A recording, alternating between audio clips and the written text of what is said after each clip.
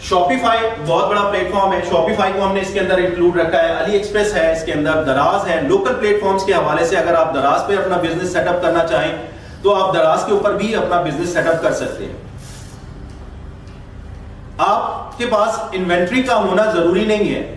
अभी बेशुमार लोग ऐसे हैं जो दराज की प्रोडक्ट्स को लेके फेसबुक के पेज के ऊपर सोल्ड कर देते हैं बहुत मिनिमम मार्जिन के अंदर, लेकिन क्या है कि एक कॉन्टिन्यूस प्रोसेस है जिससे उनकी सेल्स जनरेट हो रही है। बहुत सारे लोग हैं जो अपनी लोकल प्रोडक्ट्स को फेसबुक के पेज के ऊपर एडवर्टाइज करते हैं और उनको सोल्ड करते हैं।